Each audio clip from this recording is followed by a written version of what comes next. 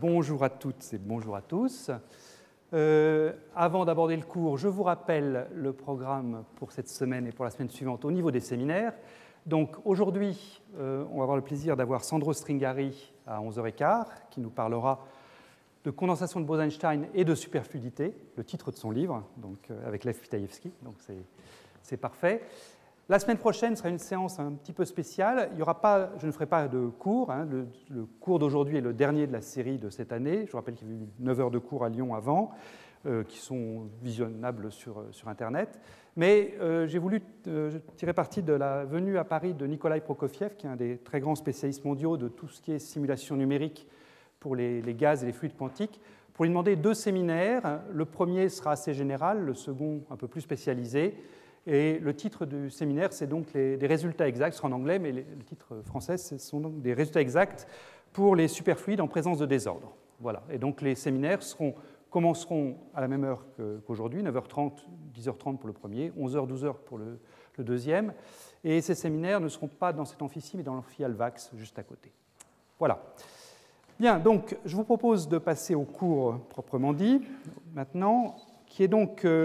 comme je disais, le dernier de cette série de cours consacrés au lien entre cohérence quantique des fluides macroscopiques et puis la superfluidité. On avait commencé la semaine dernière à s'intéresser au cas d'un gaz dans un réseau optique, donc une sorte de discrétisation de l'espace, et c'est ça que j'aimerais qu'on continue ensemble aujourd'hui avec le titre « Cohérence et mode collectif dans un réseau ». Alors pour commencer, j'aimerais resituer le problème qu'on se pose dans un cadre de matière condensée, de conduction électrique plus précisément. Considérons des électrons qui bougent dans le potentiel périodique créé par un réseau cristallin. Prenons pour commencer des électrons sans interaction. À ce moment-là, on sait qu'au niveau de la particule unique, de l'électron unique, eh bien, les niveaux d'énergie se disposent en bandes d'énergie, avec des bandes d'énergie autorisées, séparées par des gaps qui correspondent à des énergies interdites. Et si mes électrons n'interagissent pas les uns avec les autres, eh bien, à température nulle ou à basse température, le remplissage se fait de manière très simple. On commence par remplir les niveaux du bas à raison de 2 électrons par état du centre de masse. Les 2 électrons correspondent aux 2 orientations possibles pour le spin up et spin down, pointant vers le haut, vers le bas, selon l'axe de quantification qu'on a pris. Et on remplit comme ça donc ces niveaux d'énergie jusqu'à une valeur qui me donne le nombre total d'électrons disponibles, donc, qui correspond au potentiel chimique de l'ensemble. Et 2 situations sont possibles, celle de gauche qui correspond à un conducteur, celle de droite qui correspond à un isolant. Les 2 situations se différencient par la position du potentiel chimique. Si le potentiel chimique tombe au milieu d'une bande permise, eh bien, à ce moment-là, on a affaire à un conducteur. En effet, les électrons qui sont juste au voisinage du potentiel chimique, là, de ce qu'on appelle la surface de Fermi, peuvent être transférés vers des états non occupés, donc passer d'ici à juste au-dessus, avec une énergie qui est a priori infiniment petite. Et donc, c'est un système qui est bien apte à conduire l'électricité. Il suffit d'appliquer une différence de potentiel aux bornes du métal pour avoir un mouvement d'électrons dans ce système. Bon, la situation elle était plus compliquée, il faut prendre en compte les impuretés, mais bon, pour schématiser, on peut dire que là, on comprend simplement pourquoi il y a un conducteur. En revanche, si le potentiel chimique tombe au milieu d'une bande interdite, ici, eh bien là, il faut une énergie non nulle, même assez importante, pour transférer des électrons de la dernière bande peuplée vers la bande vide, et on a donc affaire à basse température à un isolant. Donc ça, c'est la situation idéale, si je puis dire, où on a pris des fermions sans interaction pour remplir ces bandes d'énergie. La question qui s'est posée, le premier à l'avoir posée, c'est Mott, c'est la question suivante, c'est est-ce qu'on peut obtenir un isolant sans remplir complètement les bandes, c'est-à-dire sans être dans cette situation-là? Et la réponse est positive, la réponse à cette question est positive. Si on prend en compte les interactions entre électrons, on peut effectivement avoir des isolants sans remplir complètement les bandes, et ça donne naissance à des matériaux qui sont des matériaux avec des propriétés très intéressantes. Alors je ne vais pas du tout vous faire la physique des matériaux ici, mais je vous mets juste la réponse donc, possible à cette question, la réponse que Mott a apportée. C'est donc une situation où on prend le potentiel chimique au milieu d'une bande autorisée. Donc, s'il n'y avait pas d'interaction entre particules, eh bien, à ce moment-là, je m'attendrais à trouver un conducteur.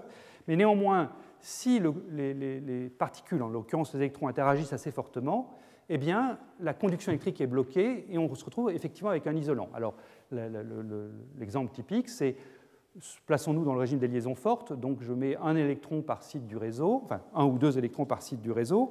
Donc en principe, le principe de Pauli pourrait me permettre de mettre sur ce site-là, par exemple, un électron avec le spin en haut et l'autre avec le spin en bas. Mais si les électrons interagissent les uns avec les autres, précisément s'ils se repoussent, eh bien, il faut que je paye une énergie non nulle pour faire passer cet électron-ci sur ce site-là. Et si l'énergie que j'ai à payer est trop grande, eh bien, le système refusera de le faire, et donc il se retrouvera effectivement comme un isolant, c'est-à-dire ce système sera effectivement figé du point de vue de la conduction électrique, même si le principe de Pauli ne m'aurait pas interdit de mettre plus d'électrons dans le système, c'est-à-dire de faire passer cet électron. Enfin, celui-ci, il est spin-up, mais voilà, celui-ci qui est spin-down aurait pu passer sur ce site-là qui est occupé par un spin pointant vers le haut, mais le coût énergétique est trop grand. Donc ça, c'était donc le point qu'a souligné Mott. Le système est gelé sur le plan de la conduction électrique, même s'il peut rester une dynamique de spin, c'est-à-dire via des processus d'échange, on peut avoir, par exemple, si je prends ces deux électrons-là, ce spin-là qui bascule vers le bas et ce spin-là qui bascule vers le haut. Donc, du point de vue du spin, il peut rester de la dynamique, mais du point de vue de la conduction électrique, on a un système figé. Donc la question qui s'est posée dans les années 80-90, le premier papier, c'était le papier de Fischer et al., qui était vraiment sur un plan de physique statistique théorique. Le deuxième papier, c'est celui que j'avais mentionné aussi la semaine dernière, celui du groupe de Peter Zoller en 98. Comment est-ce que ces choses-là se transposent à des superfluides bosoniques, à des bosons, non pas des fermions ici, mais des bosons, et plus particulièrement, pour le papier de Zoller, à des atomes bosoniques en mouvement dans un réseau optique. Alors c'est ça qu'on a commencé à regarder ensemble la semaine dernière, et je vous rappelle les résultats principaux, enfin, le résultat principal auquel on est arrivé, c'est donc qu'il y avait dans ce processus deux effets en compétition, un effet qui tend à délocaliser les particules, donc favoriser une sorte de conduction, et cet effet, c'est l'effet à une particule, le fait qu'une particule peut sauter d'un site à l'autre par un coefficient tunnel. Je me place ici dans la limite des liaisons fortes, ce qu'on avait appelé le problème de Bose-Hubbard la semaine dernière. Et puis l'autre phénomène qui, lui, au contraire, bloque la conduction, c'est ce que je viens de dire pour des électrons, mais qui se transpose tel quel pour des particules bosoniques, c'est le fait que j'ai une énergie à payer si je cherche à mettre deux atomes sur le même site, une énergie grand U. Et toute la physique est donc gouvernée par le rapport entre ces deux énergies, l'énergie grand U qui bloque la conduction et l'énergie grand J associée au saut tunnel qui, au contraire, la favorise. Et on avait identifié ensemble deux régimes limites la semaine dernière. Le régime dominé par la propagation, par les effets à une particule, donc J grand devant U. Dans ce régime, eh bien, on avait dit qu'on a un système qui est complètement cohérent, donc de la conduction qui est possible. Typiquement, on a un état cohérent en chaque site du réseau, ici. Je me suis mis ici dans un taux de remplissage égal à 1, n bar égale 1, c'est-à-dire que le nombre d'atomes est égal au nombre de sites.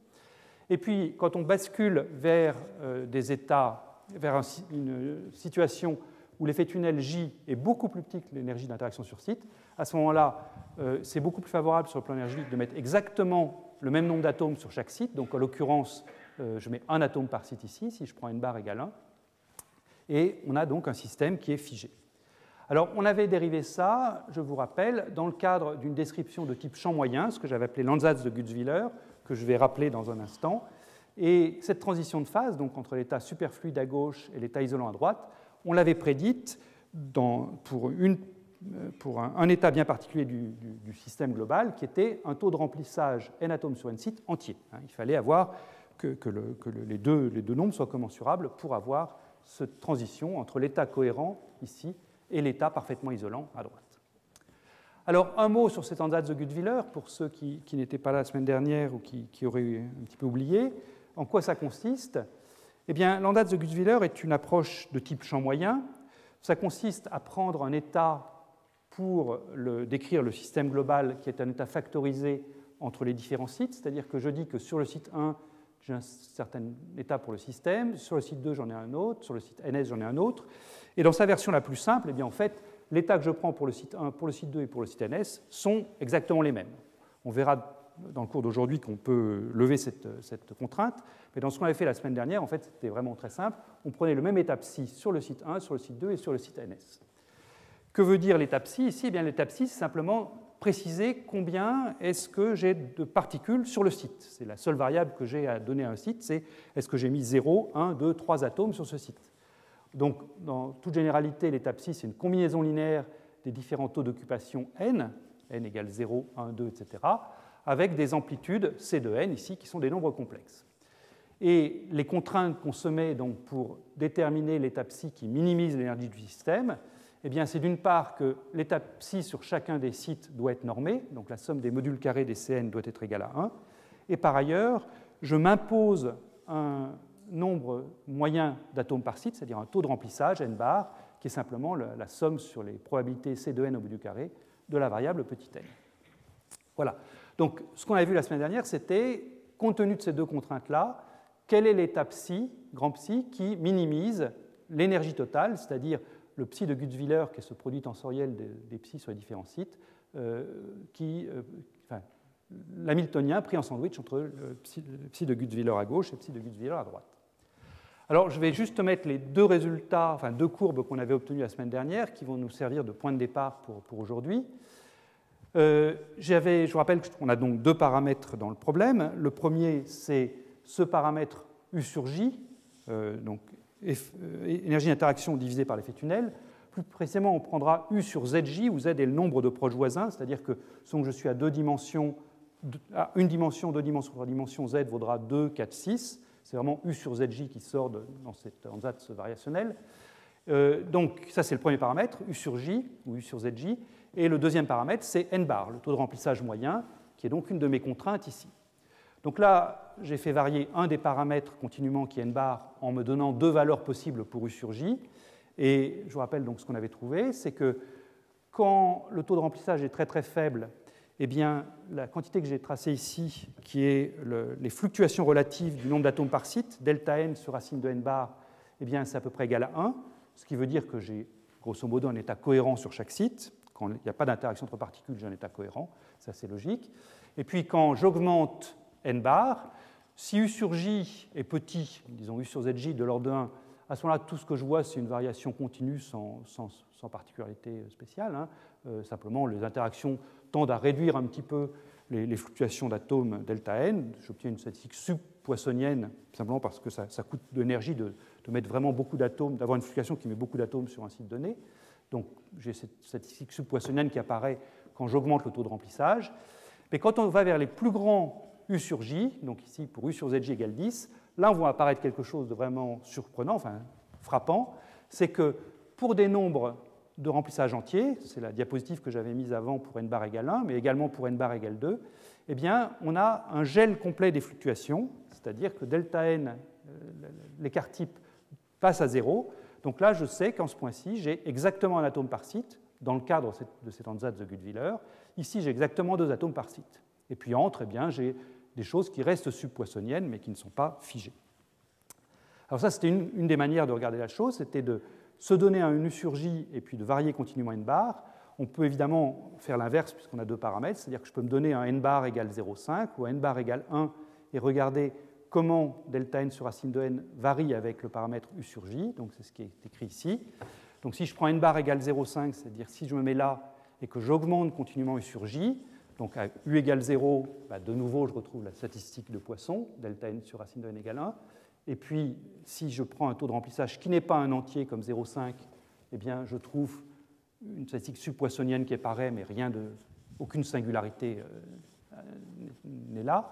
En revanche, si je prends n bar égale 1, donc le taux de remplissage entier, eh bien, je vois que je passe de la courbe noire à la courbe rouge ici de cette manière-ci, c'est-à-dire que delta n sur racine de n, enfin delta n s'annule en un point et puis après reste égal à 0. Donc ce point-ci, je vous rappelle qu'on l'avait interprété dans le cadre de cet ansatz de Gutzwiller comme une transition de phase du deuxième ordre, où j'avais donc annulation d'un paramètre d'ordre quand j'arrivais à des U assez grands. Et puis après, donc là, c'est complètement figé. À partir de là, j'ai exactement un atome par site, toujours dans le cadre de cet ansatz de Gutzwiller.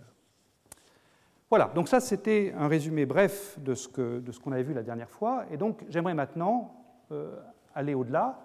Le plan du cours est le suivant. Je voudrais commencer par caractériser de manière expérimentale cette cohérence, enfin, vous montrer les premières expériences qui ont caractérisé cette cohérence et cette disparition de la cohérence. Le mot-clé, là, ce sera pic de Bragg. On verra quelle est l'origine de ces pics de Bragg et comment est-ce que la visibilité de ces pics de Bragg est un paramètre intéressant. Ensuite, on étudiera de manière un petit peu plus approfondie le rôle du potentiel de piégeage. Dans tout ce que j'ai décrit là, j'avais pris un gaz qui était complètement homogène, donc il n'y avait que le potentiel de réseau optique que voyaient les atomes, mais il n'y avait rien d'autre. Mais les manips sont souvent faites en présence d'un potentiel harmonique qui vient se superposer au potentiel périodique créé par le réseau. Et ça vient changer de manière assez importante la nature du problème. Et quelque chose qui est très important pour comprendre le rôle du piégeage, c'est la notion d'incompressibilité. Donc j'aimerais passer un petit peu de temps pour décrire ça. Et puis la dernière partie, ça consistera à revenir vers cette notion de transition de phase du deuxième ordre et mettre en évidence en particulier les modes de vibration au voisinage de cette transition de phase, en particulier le mode de Higgs. Donc on reviendra sur une caractéristique des transitions de phase du deuxième ordre qui est la notion de chapeau mexicain, potentiel en chapeau mexicain. Je suis sûr que vous avez tous vu ça de multiples fois, en particulier avec la découverte du boson de Higgs. Et puis, on verra qu'un point clé pour voir ce mode de Higgs, c'est la symétrie particule-trou. Et donc, j'essaierai de vous expliquer pourquoi cette symétrie particule-trou, qui est une notion à la base relativiste, est bien réalisée dans ces réseaux optiques. Voilà, donc ça, c'est le programme pour la journée. Donc, je commence par ces premières manips qui ont montré cette transition de Mott. C'est des manips qui ont été faites à Munich donc par Markus Reiner, Tilman Essinger, c'était Immanuel Bloch qui conduisait ça, c'était le groupe de Ted Hensch. Ces manips s'étaient faites dans un réseau carré, donc cubique, pardon, excusez-moi, réseau 3D, en présence d'un potentiel harmonique, mais dans cette première partie, je vais oublier le potentiel harmonique, je le remettrai de manière correcte dans le deuxième paragraphe. Donc un réseau cubique, sinus carré kx plus sinus carré y plus sinus carré kz, avec une amplitude V0. Et la manière dont l'expérience était faite, ça consistait à partir d'un gaz condensé, avec typiquement quelque chose comme quelques centaines de milliers d'atomes, et on branchait sur ce gaz de manière la plus adiabatique possible, pour ne pas transférer d'énergie au gaz lors du branchement, on branchait ce réseau cubique-là. La taille du gaz avant branchement était telle qu'il y avait environ 65 x 65 x 65, c'est-à-dire 300 000 sites occupés, avec au centre environ 2,5 atomes par site, et puis évidemment ce nombre tendait vers 0 sur les bords. Donc ça, ce branchement se faisait de manière adiabatique, et puis à un instant donné, une fois que le système avait trouvé complètement son état d'équilibre, on coupe soudainement le réseau, on coupe également le potentiel harmonique qui confine les particules, donc on fait ce qu'on appelle un temps de vol pour mesurer la distribution en vitesse, ou la distribution en impulsion si vous préférez, des atomes dans le réseau. Et que voit-on? Eh bien, on voit la chose suivante. Donc ça, c'est une figure que j'ai extraite de la thèse de Markus Reiner. On voit ici donc différents panneaux. Chaque panneau correspond à une valeur du rapport V0, la profondeur du réseau, divisée par l'unité naturelle d'énergie pour ce réseau, qui est l'énergie de recul, h bar 2k2 sur 2m, je l'ai déjà introduite. Donc en haut, c'est 0 énergie de recul, 1,2, 2,3, 3,5, et ça augmente comme ça pour finir jusqu'à 22 énergies de recul ici. Et qu'est-ce qu'on voit? Eh bien, on voit donc, pour 0 énergie de recul, on voit simplement le condensat initial qui s'étale à peine parce que la distribution en vitesse du condensat est très très étroite. Donc là, je dirais, il n'y a pas grand-chose à prendre. Mais dès qu'on met un réseau, on voit apparaître ici des petits pics, qui sont ce qu'on appelle les pics de Bragg. Je vais vous expliquer leur origine de manière quantitative dans un instant. Mais on voit donc ces pics, et ces pics, juste pour anticiper sur ce que je vais vous dire dans 2 minutes, c'est la signature d'une cohérence étendue sur le réseau. Donc on voit ces très jolis pics qui perdurent jusqu'à peu près 12 ou 13 énergies de recul ici. Et puis ensuite, entre, disons, 12 et puis 17, eh bien, les pics disparaissent pour laisser place à un nuage diffus, mais sans pic de Bragg, donc, si vous me croyez, sans cohérence étendue sur le réseau. Donc, c'est ce que j'ai écrit ici. Les pics de Bragg disparaissent quand V0 varie de 12, disons, à 17 énergies de recul. Varier V0, varier la profondeur du réseau, je vous rappelle ce que j'avais dit la dernière fois, ça revient à varier le rapport énergie d'interaction U sur coefficient tunnel grand J. C'est surtout le coefficient tunnel grand J qui varie. Je vous rappelle cette variation exponentielle du coefficient tunnel avec la profondeur V0. Donc c'est surtout grand J qui varie. On pourrait se dire, ça varie de 12 à 17, donc c'est une petite gamme de variations. En fait, à cause de cette variation exponentielle de J, ce n'est pas très précis la détermination de la transition ici entre les pics de Bragg bien visibles sur cette figure-ci et puis les pics de Bragg invisibles sur cette figure-là. Ça correspond à une variation de U sur ZJ entre 4 et 16. Donc il y a un facteur 4 entre le U sur J ici et le U sur J là. Donc, entre 4 et 16, il y a quelque chose qui se passe. C'est difficile de dire des choses bien plus précises sur ce diagramme-là. Alors, ces pics de Bragg, pourquoi est-ce que je prétends qu'ils révèlent la cohérence sur le réseau? C'est assez simple, en fait. Comme on l'a dit, si on néglige l'interaction pendant le temps de vol, ça consiste à mesurer la distribution d'impulsion, ou la distribution en vecteur d'onde, ou la distribution en vitesse, tout ça, c'est synonyme. Donc, si je prends la notion de vecteur d'onde, eh bien, ça consiste à mesurer donc, le n de k, qui est phi croix k, phi k en valeur moyenne, où l'opérateur phi croix k crée une particule avec le vecteur d'onde k. Alors, qu'est-ce que ça veut dire créer une particule avec le vecteur d'onde k? C'est simplement la transformée de Fourier de l'opérateur création d'une particule au point R, c'est juste le point de vue R, position vecteur d'onde habituelle en physique quantique. Créer une particule au point R, ou plus précisément, là, j'ai dit détruire une particule au point R, je n'ai pas pris psi croix, j'ai pris psi. Donc, détruire une particule au point R, c'est la somme sur tous les sites du réseau J de destruction d'une particule sur le site J fois la fonction de Wannier WJ associée à ce site. On avait vu ça aussi la dernière fois. Je vous rappelle que la fonction de Wannier du site J se déduit de la fonction de Wannier du site 0 par une simple translation de J fois le pas du réseau. C'est ce qui est écrit ici. Donc du coup, quand je prends la transformée de Fourier de cette quantité-là, ici, eh c'est très simple. Si j'utilise la probabilité de translation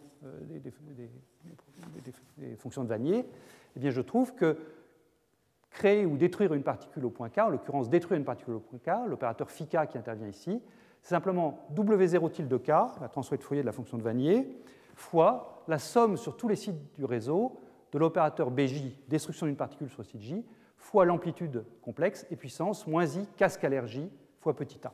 J, je vous rappelle, c'est un triplet de nombres entiers, J, J, JZ, qui me repère le site du réseau. Et donc, si j'injecte cette expression pour phi K là-dedans, eh bien, je me retrouve avec une double somme sur J, J et J', correspondant aux deux phi et phi croix, de BJ croix BJ', donc valeur moyenne de cette quantité-là, fois et puissance I K scalaire J moins J' fois la fonction de Wannier qui vient se mettre en facteur.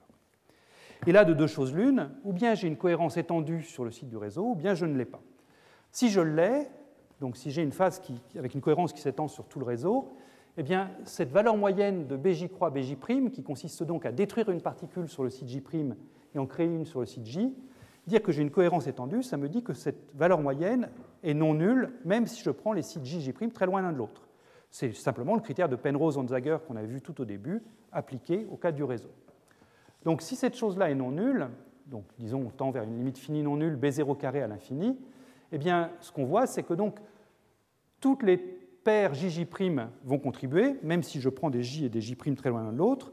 Donc je vais avoir une interférence constructive de cette construction de tous les sites, mais à condition évidemment que ces facteurs de phase ici s'additionnent de manière cohérente. C'est exactement le même problème que la diffraction de Bragg de rayons X ou d'électrons par un cristal, qu'on voit tous dans les premiers cours de mécanique quantique. Eh bien ça, donc c'est pour ça que ça justifie le nombre de pics de Bragg. Ces pics-là, cette interférence constructive dans des directions K bien déterminées, ça va me révéler que j'ai effectivement cette cohérence étendue. Donc ces pics-là, que vous voyez, là, ici, ici, ici, ça correspond à cette interférence constructive pour des cas bien choisis, en prenant pour ces amplitudes-là une valeur constante. Et puis si au contraire j'ai la phase isolante, si j'ai passé la transition, à ce moment-là, j'ai plus cette cohérence étendue, c'est-à-dire que la valeur moyenne de BJ croix BJ' tend très vite vers 0 dès que je prends J et J' un petit peu éloignés. De manière théorique, on peut montrer que ça décroît exponentiellement avec la distance entre J et J'. Si vous croyez à l'ansatz de Gutzwiller, l'ansatz champ moyen que j'ai rappelé à la diapositive précédente, en fait, c'est carrément nul dès que je prends J différentes J'. Si je me place, si je reviens juste un coup en arrière ici, hop là, ici, dans cette partie-ci, bien BJ' croix vaut 0 dès que je prends J différentes J'. Mais plus si on va au-delà de cette approximation de champ moyen, eh bien, disons que ça décroît exponentiellement avec l'écart. Mais en tout état de cause, les pics d'interférence ici donc, vont se brouiller, simplement parce que je n'aurai pas cette addition cohérente sur un grand nombre de paires JJ', et donc ça correspond à la partie très diffuse du diagramme, celle que vous aviez vue ici. Voilà. Donc voilà pourquoi les pics de Bragg, au moins de manière qualitative, permettent de remonter à cette cohérence. Alors on peut faire des choses qui vont un petit peu au-delà de ça.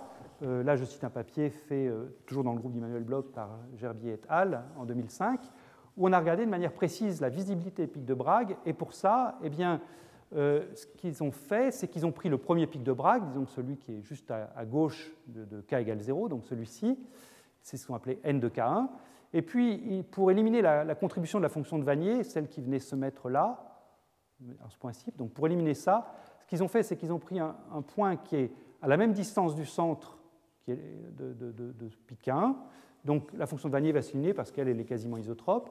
Et ce qu'ils ont fait, c'est qu'ils ont soustrait le carré blanc moins le carré noir divisé par la somme du carré blanc plus du carré noir.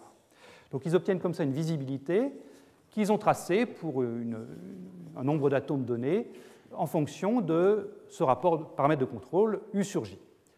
Et ce qu'ils voient, eh bien, c'est effectivement ce qu'on a pressent de manière qualitative, c'est-à-dire pour des petites valeurs de U sur J, c'est-à-dire la phase superfluide, eh bien, on voit une visibilité importante de l'ordre de 1. Et puis, au contraire, quand on passe un certain seuil ici, eh bien, la visibilité décroît. Je vous rappelle que dans le cadre de l'Ansatz de Guttwiller, on attendrait carrément 0, mais encore une fois, c'est une approximation de champ moyen, donc ce n'est pas parfait. Mais on voit qu'elle décroît rapidement. Ici, c'est une échelle logarithmique. Donc ici, elle est divisée par 100, la visibilité, par rapport à ce qu'on avait ici. Alors, donc on voit une sorte de transition en ce point-là. Est-ce que cette transition correspond bien à ce qu'on attend sur le plan théorique? Eh bien, la réponse est oui, ça marche pas mal. La transition, on peut la mettre grosso modo aux alentours de 5. Si vous prenez l'Ansatz de Guttwiller, le point pour un remplissage de 1, le point où il y avait la transition de phase qu'on a vu la dernière fois et que j'aurais mis sur la diapositive précédente, c'était U sur ZJ égale 6. 6, ce n'est pas très différent de 5, donc ça c'est bien. Et si on fait des calculs Monte-Carlo à 3D, eh bien en fait on trouve donc à 3 dimensions que la transition se produit pour U sur ZJ égale 4,9. Donc là c'est vraiment tout à fait proche de ce qu'on voit expérimentalement. Alors on peut aller encore au-delà pour comparer ces observations et puis la théorie.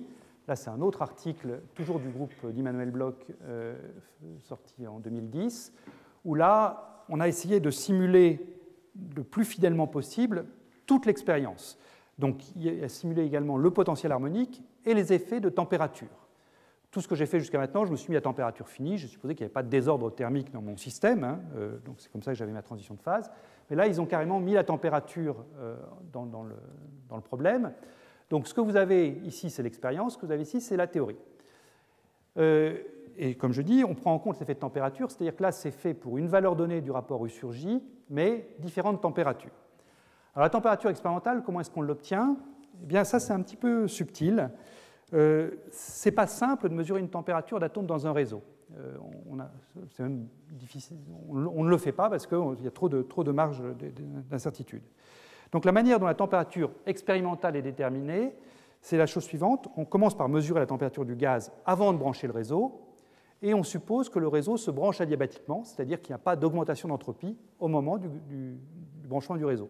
Il peut y avoir un changement de température, parce que la densité dans l'espace des phases n'a pas la même structure, mais on suppose qu'il n'y a pas de changement d'entropie. Donc la température dans le réseau est déduite de la température initiale plus cette hypothèse adiabatique. C'est les nombres que vous avez ici. Et puis la ligne du bas, eh bien, c'est donc la simulation Monte-Carlo qui prend autant que faire se peut en compte tous les paramètres de l'expérience et qui ajuste la température pour que les visibilités des différents pics de Bragg soient les plus proches possibles de ce qu'on voit expérimentalement. Et ensuite, eh bien, on déduit la température, on regarde la température qu'on a dû mettre dans la simulation. Et c'est vraiment remarquable, hein, la température qu'on doit mettre dans la simulation, 26,5 ici, eh bien, elle est tout à fait dans la barre d'erreur là, le 19,9 également, le 11,9 peut-être un tout petit peu moins bon, mais enfin ça reste très très proche.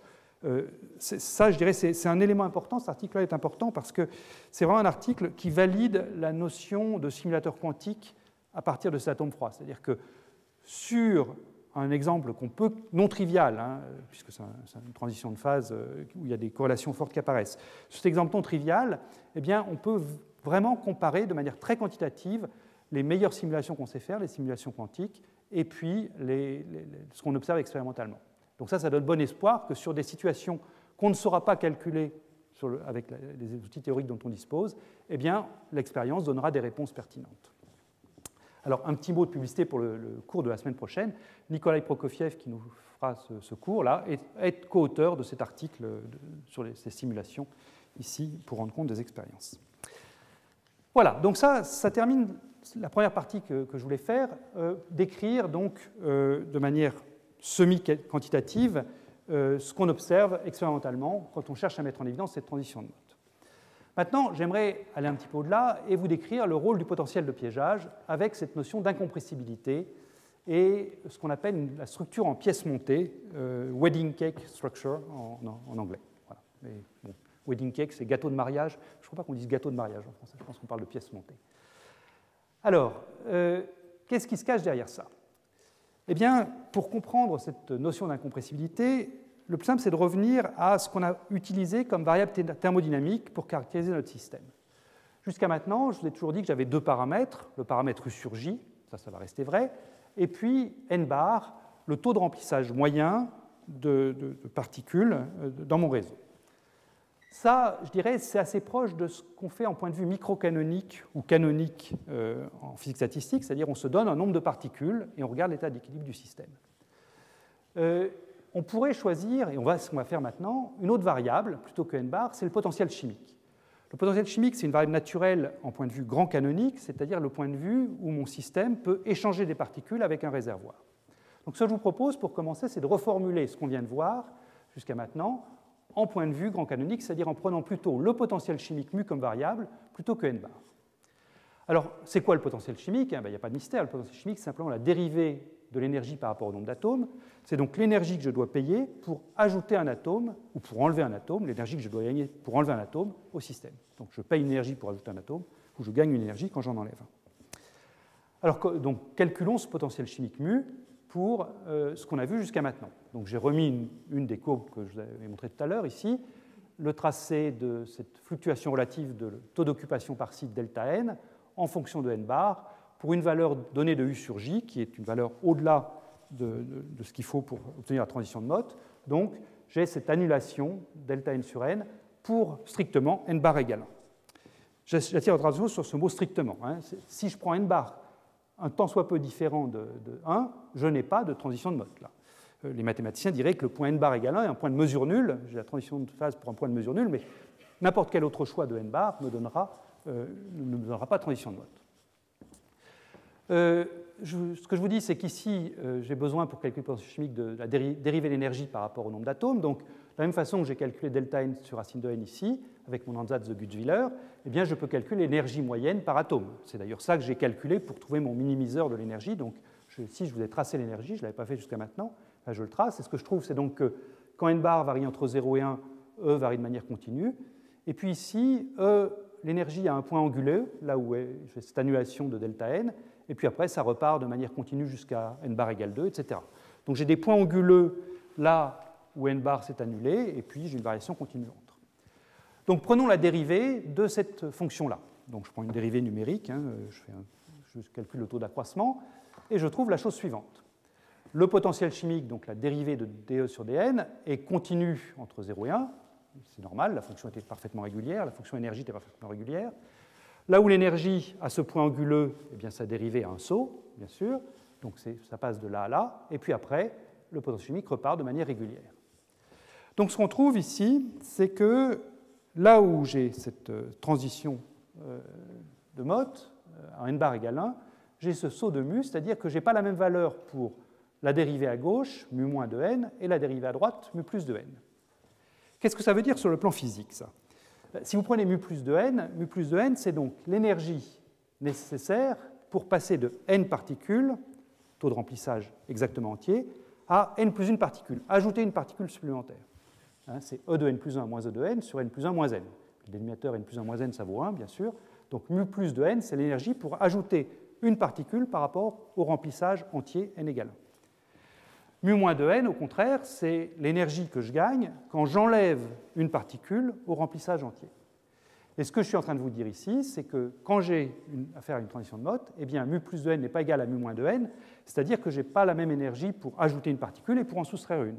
D'accord ? Pour le dire en termes encore plus physiques, ce delta mu, là, ce saut entre mu moins et mu plus, ici, mu plus moins mu moins, le fait que ce soit non nul, ça me dit que j'ai une énergie à payer pour créer une paire particule-trou. C'est-à-dire que si je prends un système qui est exactement un remplissage 1, et puis que dans la moitié gauche, j'enlève une particule, et que cette particule, je la mets dans la moitié droite, eh bien ça va me coûter de l'énergie. Et l'énergie que ça me coûte, c'est celle-ci. Donc ça, ce saut de mu, ça a une signification physique bien particulière, c'est qu'il faut payer de l'énergie pour créer une paire particule-trou dans le système. Alors ça, vous pourriez... Enfin, bon, je vais vous montrer que ça va au-delà de l'approche champ moyen. Juste un mot, pourquoi j'appelle ça incompressibilité, excusez-moi. C'est très simple. Pourquoi est-ce qu'on appelle ça une signature d'incompressibilité? Eh bien, si au lieu de regarder donc, le fait que mu, dmu sur dn, finalement, est infini à cet endroit-là, puisque la pente est infinie ici, eh bien, si je calcule dn sur dmu plutôt que dmu sur dn, eh bien, dn bar sur dmu, si je choisis mu entre mu moins et mu plus, c'est-à-dire dans cet intervalle-là, dn bar sur dmu vaut 0. Pourquoi est-ce qu'on appelle ça incompressibilité? C'est simple, hein, c'est juste, si je me réfère à cette image grand canonique, que mu, ça me donne la réaction du système quand j'essaye de lui rajouter des particules, eh bien ça me dit que quand je choisis mu dans cet intervalle entre mu plus et mu moins, ici, eh bien, je varie mu, donc je varie mon réservoir de particules, mais je ne change pas l'état du système, c'est-à-dire que l'état du système refuse d'accommoder de nouvelles particules, bien que je sois en train de changer le potentiel chimique à ces bornes via mon réservoir. Donc c'est pour ça qu'on appelle ça incompressibilité. Et donc le point que je veux vous dire maintenant, c'est que ça, là, je l'ai trouvé via l'Ansatz de Gutzwiller, mais en fait, ça reste vrai au-delà de l'approche de champ moyen. Et c'est en fait, cette notion d'incompressibilité, c'est vraiment ce qui sert à définir la transition de phase si on veut le faire sur le plan formel sans passer par cette approximation de Gutzwiller. Alors, une preuve que ça reste vrai au-delà de l'approche de champ moyen, eh bien, encore une simulation Monte-Carlo. Là, je pense que ça doit être une des toutes premières qui a été faite sur ce système. C'est en 90, c'est un an après le papier de Fischer par Batrouni et collaborateurs, où là, en fait, c'est une simulation à 1D, donc la situation est un tout petit peu différente de ce qu'on a vu jusqu'à maintenant. La transition de phase est plutôt de type Kosterlitz-Thouless, donc c'est un tout petit peu plus compliqué, mais les faits essentiels restent vrais. J'ai tracé deux courbes ici. La première, c'est l'énergie cinétique, toujours en fonction de n bar. Donc cette énergie cinétique commence par croître, puis passe par un minimum en n bar égale 1, en n bar égale 2, en n bar égale 3. Dans le cadre de l'Ansatz de Gutzwiller, l'énergie cinétique c'est directement relié donc, à l'élément de matrice correspondant à l'effet tunnel entre un CG et un CG plus 1. Donc, dans le cadre de l'Ansatz de Gutzwiller, dès que je passe la transition de Mott, j'ai plus de cohérence entre le CG et le CG plus 1, donc je trouve une énergie cinétique rigoureusement nulle. Ce que me dit la simulation de Monte-Carlo, c'est que ce n'est pas rigoureusement nul ici. Il y a un point anguleux, mais ça ne passe pas exactement par 0. Donc on garde une certaine cohérence entre le CG et le CG plus 1. C'est d'ailleurs bien ce qu'on avait vu sur le plan expérimental. Mais néanmoins, il y a un point anguleux. Et parce qu'il y a un point anguleux là, eh bien, il y a bien des sauts ici quand je trace le potentiel chimique en fonction de n bar. Donc le message ici, hein, c'est que l'incompressibilité, ces sauts de potentiel chimique, restent vrais quand on prend en compte tous les effets, quand on va au-delà de l'approximation de champ moyen. C'est donc ça la vraie signature de la transition de Mott. Alors une fois que j'ai dit ça, eh bien, je suis bien armé pour vous décrire ce qui va se passer quand on va mettre le potentiel harmonique additionnel. Donc, ce que je cherche à vous décrire maintenant, c'est, pour rendre compte de ce qui se passe expérimentalement, comment est-ce qu'on passe de ce que j'ai considéré jusqu'à maintenant, à savoir un potentiel sinusoïdal V0 sinus carré kx, qui oscille très vite, hein, à l'échelle de lambda sur 2, donc submicron, à cette situation-là où je superpose au V0 sinus carré kx un potentiel de piégeage harmonique que j'appelle V trap de x. Alors le formalisme qui est bien adapté pour décrire ça, c'est le formalisme grand canonique. En effet, le formalisme que j'ai utilisé jusqu'à maintenant, qui consistait à me fixer un taux de remplissage moyen n bar, ben, il perd tout son sens dans ce cadre-là. Parce que le taux de remplissage moyen, il ne sera certainement pas le même au centre et sur les bords. Hein. Le taux de remplissage moyen varie avec l'écart au centre. Donc, le formalisme que j'ai utilisé jusqu'à maintenant, qui utilisait n bar comme variable, n'est pas le bon. Il faut que je change, il faut que je passe à un formalisme de type grand canonique en décrivant mon système à l'aide du potentiel chimique. Et la justification pour faire ça, ben, c'est de se dire, ben, finalement, ce qui se passe, par exemple, en ce point-ci du piège, eh bien, je peux le voir comme un sous-système qui échange des particules avec d'autres parties, les parties qui sont plus à gauche ou les parties qui sont plus à droite. Donc, le formalisme grand canonique est bien adapté à ce cas d'un système non homogène. Alors, quand on fait ça, donc, on prend comme variable le potentiel chimique mu, et puis, au lieu de minimiser la valeur moyenne de l'hamiltonien dans l'état psi considéré, ce qu'il faut faire, c'est minimiser l'énergie libre. Donc, au lieu de H, il faut considérer F, qui est H moins mu n. C'est une transformée de Legendre. C'est des procédures bien connues en thermodynamique, classique ou quantique. Donc, on est en terrain familier pour ceux qui ont fait de la physique statistique ou de la thermodynamique. Alors, deux points importants pour ce qui va suivre. D'abord, si je fais ça pour mon système uniforme, là j'ai même prédiction pour les deux ensembles, que je prenne l'ensemble grand canonique ou l'ensemble canonique, ça me donne la même chose, donc il n'y a pas de souci de ce côté-là. Et puis, donc, le deuxième point, c'est que ce formalisme permet de prendre en compte, comme je disais, le caractère non uniforme du fluide, et ça permet même de se raccrocher au cas uniforme via ce qu'on appelle l'approximation de densité locale. Alors, l'abréviation d'approximation de densité locale, c'est l'abréviation anglaise LDA, Local Density Approximation, donc j'appellerais ça la LDA, parce que si je mettais ADL, très rapidement, on oublierait ce que ça veut dire ADL, alors que LDA, c'est quelque chose qui résonne dans la tête de beaucoup de physiciens. Et cette approximation de densité locale, je vais vous l'expliquer dans un instant, ça consiste finalement à dire que l'état du système ici est décrit par un potentiel chimique local qui n'est pas le potentiel chimique au centre, mais qui est simplement le potentiel chimique mu moins V trappe de x, c'est-à-dire la valeur du potentiel de piégeage dans ce point-là. Alors c'est quoi cette approximation de densité locale? C'est tout simple. Encore une fois, ce que je veux, c'est décrire l'état de mon système en un point quelconque ici, en un x quelconque correspondant à un V trappe de x quelconque, et je voudrais relier ça à ce qui se passe pour un fluide homogène. Donc je suppose que je connais l'équation d'état pour mon fluide homogène, c'est-à-dire que j'ai été capable de mesurer expérimentalement ou de calculer via des méthodes de Monte-Carlo quantique ou des méthodes de champ moyen approchées la densité n homogène, l'énergie homogène, E homogène, en fonction du potentiel chimique mu et éventuellement de la température T si j'ai affaire à un système de température non nulle. Je suppose par ailleurs que les échelles de longueur caractéristiques du gaz homogène, et ça peut être beaucoup de choses, l'échelle de longueur caractéristique, ça peut être la longueur de cicatrisation, ça peut être la longueur de onde thermique, ça peut être simplement le pas du réseau. Bien, je suppose que toutes ces échelles de longueur sont petites devant l'extension totale de mon gaz piégé. À ce moment-là, donc, je peux, en bonne approximation, supposer qu'ici j'ai affaire à une sorte de petit fluide homogène qui échange des particules avec le reste du gaz qui est dans le piège. Et ce qu'on peut dire, et ce qu'on peut vérifier à la fois expérimentalement et sur le plan théorique, c'est que l'état du fluide, donc au point R, ici, dans le petit cercle rouge, il est semblable à l'état que je trouverais pour le fluide homogène, à la même température T, mais avec un potentiel chimique local qui est simplement mu de R égale mu 0 moins ce potentiel de piégeage V trappe de R. En d'autres termes, la densité N de R et de T que j'attends en ce point-ci à la température T, c'est la densité N homogène que j'avais écrite ici, en fonction de la même température T et de ce potentiel de piégeage mu 0 moins V trappe. Et encore une fois, c'est une approximation, c'est le A de LDA, mais c'est une approximation qu'on peut chiffrer expérimentalement en faisant varier le nombre d'atomes dans son piège. On peut la regarder ce qu'elle vaut aussi sur le plan théorique, et en général, ça marche très bien pour les gaz piégés. Voilà, alors, ceci étant dit, maintenant, comment est-ce que l'incompressibilité va venir jouer un rôle et faire apparaître ce que j'appelais cette structure en pièces montées? Eh bien, l'idée essentielle, c'est que ce qui était de mesure nulle ici, c'est-à-dire ces points à n bar égale 1 à n bar égale 2, vont devenir des zones étendues de l'espace quand je vais changer de variable, c'est-à-dire quand je vais passer de la variable n bar, qui n'est plus la variable pertinente dans un piège, à la variable potentiel chimique mu. Et ça, c'est facile à comprendre. Que si je trace exactement la même quantité, delta n sur racine de n, c'est-à-dire les fluctuations relatives d'occupation par site, non pas en fonction de n bar, mais en fonction de mu, puisque quand n bar passe à la valeur 1, mu décrit un segment qui est un segment mu moins mu plus, eh bien, cette courbe delta n sur racine de n, maintenant, elle prend cette allure-là. Elle part de 1 ici, elle passe à 0 à la valeur mu moins, qui est le point de n bar où n bar s'annule, et puis quand j'augmente mu, eh bien, elle va rester à 0 jusqu'à ce que mu atteigne la valeur mu plus, qui était le point supérieur de mon segment, et puis à ce moment-là, je retrouve ici une deuxième zone où delta n sur racine de n n'est pas nul, ce qui correspond à cette deuxième arche-là. Puis ici, de nouveau un segment, et puis après, de nouveau des oscillations.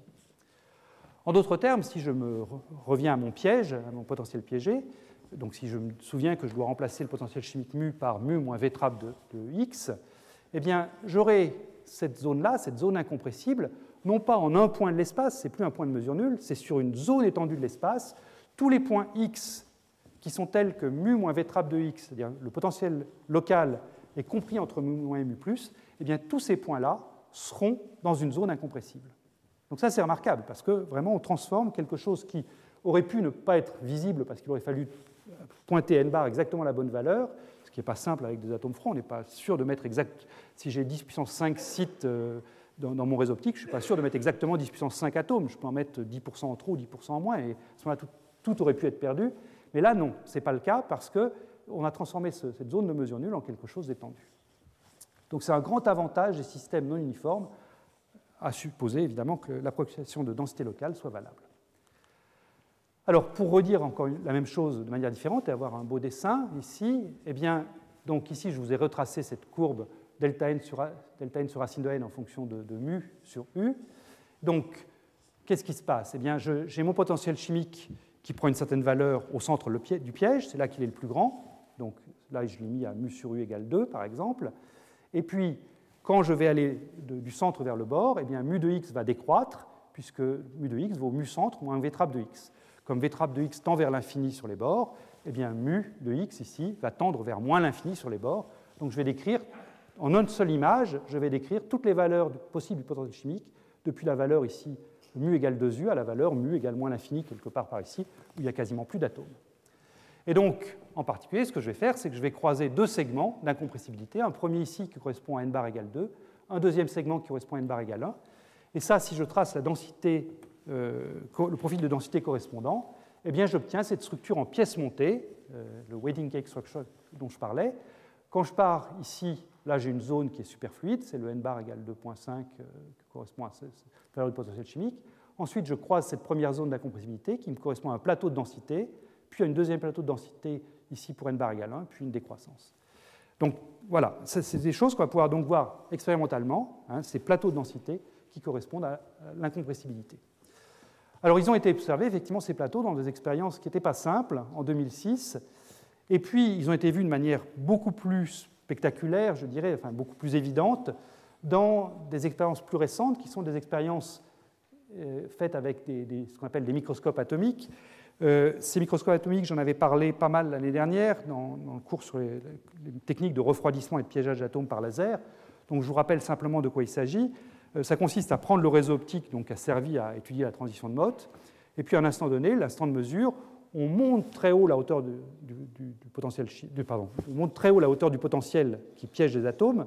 Donc du coup, les atomes ne peuvent plus du tout sauter d'un site à l'autre, ils sont complètement gelés. On met des lasers proches de résonance qui font fluorescer ces atomes, et on regarde la fluorescence émise par les différents sites du réseau. Et avec ça, eh bien, on est capable donc de compter combien d'atomes on a sur chaque site. Alors on peut avoir 0 atome sur un site, ce sera un site noir. On peut avoir un atome sur un site, ce sera une petite lampe. On pourrait se dire, ah ben, si j'ai 2 atomes sur site, je vais avoir 2 fois plus de lumière. En fait, non, la vie n'est pas si belle que ça quand même. Dès qu'on met 2 atomes sur le même site, j'ai des collisions assistées par la lumière qui font que la paire d'atomes est perdue. Donc 2 atomes sur un site donné, ça donne 0 en fait. Si j'ai 3 atomes sur un site donné, ben, j'ai une paire d'atomes qui part, et puis il m'en reste un. Donc 3 atomes, c'est pareil qu'un site. Donc en fait, ce qu'on fait avec ça, c'est qu'on mesure la parité du nombre d'atomes dans ces microscopes atomiques. On voit soit des 0, soit des 1. Les 0 correspondent au nombre pair de particules, et les 1 correspondent au nombre impair de particules. Donc là, vous avez une figure obtenue à Munich sur donc, cet isolant de Mott, où là, vous voyez un très beau plateau ici, n bar égale 1.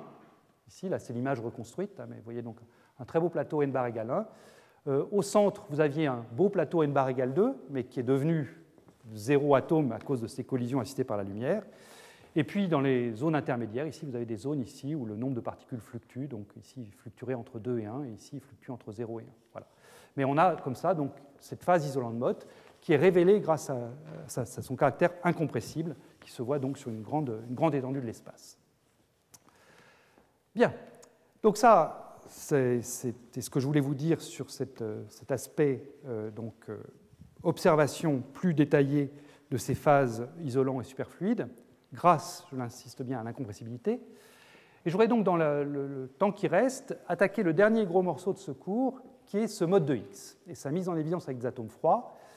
Et pour ça, comme je le disais, le premier point clé, ça va être de bien préciser ce potentiel en chapeau mexicain qui caractérise la transition de phase du deuxième ordre qui est associée à cette apparition du mode isolant par rapport au mode superfluide. Alors je reviens sur cette transition, donc dans son approche champ moyen. Donc ça, c'est une courbe que je vous ai déjà montrée la dernière fois et que j'ai rappelée en introduction. Je me suis mis à remplissage entier. Tout ce que je vais dire dans ce paragraphe-ci sera pour un remplissage entier. Et le remplissage entier, vous allez le voir, est essentiel. Donc je mets un remplissage entier, n bar égale 1, et j'ai donc cette réduction des fluctuations relatives d'occupation par site pour s'annuler complètement au point de transition U sur ZJ de l'ordre de 6. Et donc j'aimerais qu'on étudie le voisinage maintenant de ce point de transition. Alors je vous rappelle un traitement analytique approché que j'avais esquissé la dernière fois de la manière suivante. On s'était dit, bon, ben là c'est un point de transition pour n bar égale 1. Ici je sais que j'ai exactement une particule par site. Ici ben, j'ai des fluctuations autour d'une particule par site. Mais vraisemblablement, ce n'est pas la peine d'aller chercher des taux d'occupation trop élevés. C'est sûrement une bonne approximation de se limiter à des états ici qui ont soit 0 particules sur un site, soit une particule sur un site, soit 2 particules sur un site. En toute rigueur, il faudrait prendre aussi les situations où j'ai 3, 4, 5 particules par site, mais vraisemblablement, je peux capturer la physique correctement en me limitant à 0, 1, 2, sachant que je vais finir à 1 ici. Et effectivement, quand on compare les résultats numériques qui peuvent aller jusqu'à des nombres élevés ici dans la somme à ce traitement analytique, ça marche très bien. Donc, on ramène notre étude de cette transition de phase à l'étude du comportement de ces 3 nombres complexes, C0, C1, C2. 3 nombres complexes, ça veut dire 6 nombres réels, mais je vous rappelle qu'en fait, il y en a 2 qui disparaissent presque immédiatement, puisque je veux que mon psi ici soit normé. Donc, ça, la norme met une première contrainte. Et par ailleurs, la phase globale de ces 3 nombres n'est pas importante. Je peux toujours en prendre un des 3 réels. Donc, j'ai un deuxième nombre réel qui disparaît. Et je me retrouve avec 4 nombres réels pour caractériser l'état de mon système le long de cette courbe. Donc ces 4 nombres réels, je vais les exprimer sous forme de 4 angles. Donc, je les redis parce qu'ils vont revenir de manière récurrente dans tout ce qui va suivre.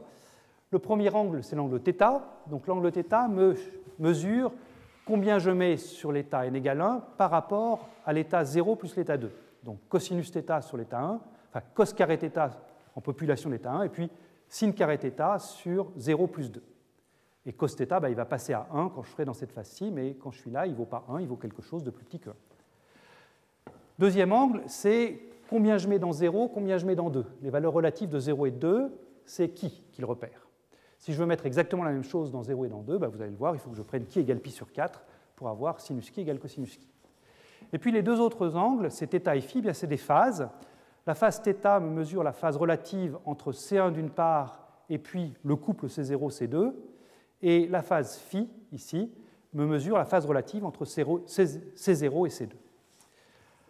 Alors, les questions auxquelles j'aimerais qu'on réponde dans ce qui va suivre, c'est quel est le bon paramètre d'ordre au voisinage du point de transition, c'est-à-dire comment est-ce que je dois combiner ces différents angles ici pour bien caractériser mon système.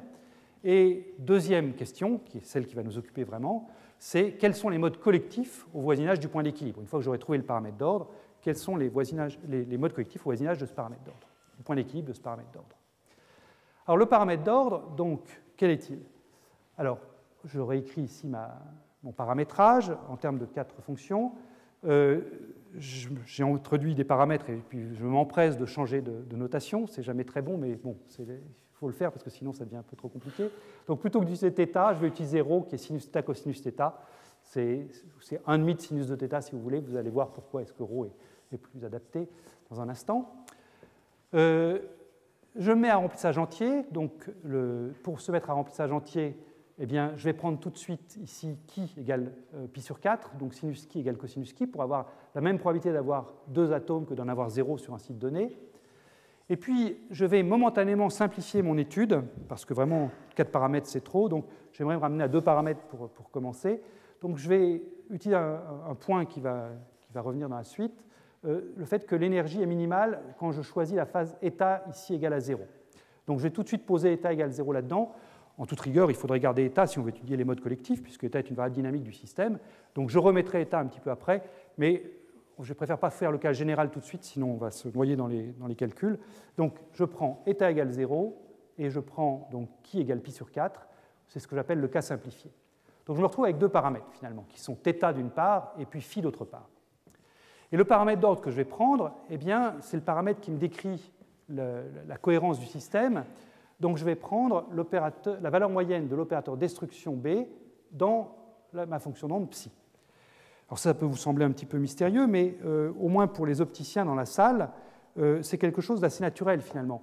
Si vous cherchez à caractériser par exemple la transition de phase qui donne naissance à un laser, hein, quand vous augmentez le taux de pompage de votre milieu et que brusquement ça se met à laser, eh bien, le paramètre d'ordre c'est le champ électrique. En dessous du seuil, vous avez un champ incohérent qui sort de votre système, et puis une fois que vous êtes au-dessus du seuil de l'effet laser, vous avez un champ cohérent qui sort.